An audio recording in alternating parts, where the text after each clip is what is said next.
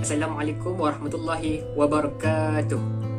We are from group 11 and today I want to share about, do you have an evidence for your love of Prophet Muhammad sallallahu alaihi wasallam? Loving the Prophet Muhammad sallallahu alaihi wasallam is a natural emotion that goes through a believer's heart. This love is both a virtue and an obligation for all believers. According to hadith, la yu'minu ahadukum hatta akuna habba ilahi min walidihi wa walidihi wan nas ajma'in. A deep love inspires the lover to revere the beloved. It makes the lover fall in love with what the adore values. This love occupies our thoughts and moves us in the direction of what we like. We can undoubtedly relate our affection for the Prophet Muhammad SAW if we ponder on this. We observe the Prophet's great teachings because we admire him. So, here are several ways to show our love for Prophet Muhammad SAW. First and foremost, considering Prophet Muhammad SAW to be the ideal role model. It is human nature to want to be like others in terms of behavior, interests and moral principles, especially when it comes to those we like. The Prophet's wonderful persona is indeed a sort of beauty that has captured. Furthermore, Allah subhanahu wa ta'ala has revealed to us in the Quran, A'udzu billahi minasyaitonir rajim, laqad kana lakum fi rasulillahi uswatun hasanatun liman kana yarjullaha wal yawmal akhir wa dzakarallaha katsira. Shadaqallahul azim. In this verse, Allah subhanahu wa ta'ala expressly mentions the Prophet sallallahu alaihi wasallam as the best example for the believers. This contains everything about the Prophet's life, from his words and acts to his surroundings.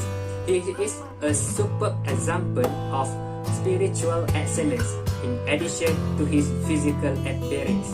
Furthermore, we can assume from this verse that the Prophet ﷺ demonstrated the finest way of life, which benefits believers both in this world and in the hereafter. Secondly, following in the magnificent his footsteps.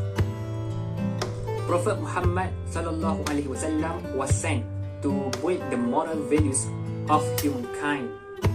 Good social character and manners, on the other hand, are insufficient without the desires to follow the sunnah of Prophet Muhammad. This is because we all have different levels of good character, with the best being the manners displayed by our Prophet Muhammad sallallahu alaihi wasallam. Furthermore, the sunnah of Prophet Muhammad advises us to show excellent manners not only when engaging with others but also when communicating with God. This is why it is so vital for us to look after our inner self. Allah SWT does indeed peer into the souls of His servants. Thirdly, send our blessings and peace to Prophet Muhammad sallallahu alaihi wasallam. Love has a way of making us constantly think of our loved ones and yearning to be reunited with some.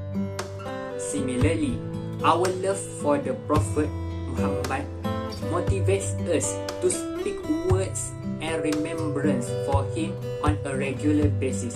Reciting the salawat will increase our love for the Prophet, thereby increasing the Prophet's love for the reciter. Scholars have recommended us to enhance our sending of peace and blessings to the Prophet Muhammad sallallahu alaihi wasallam This action will relieve us of our sufferings and lead us down the path of continuing to follow beloved Prophet sallallahu alaihi wasallam. Allahumma salli ala Sayyidina Muhammad wa ala alihi wa sahbihi wasallam.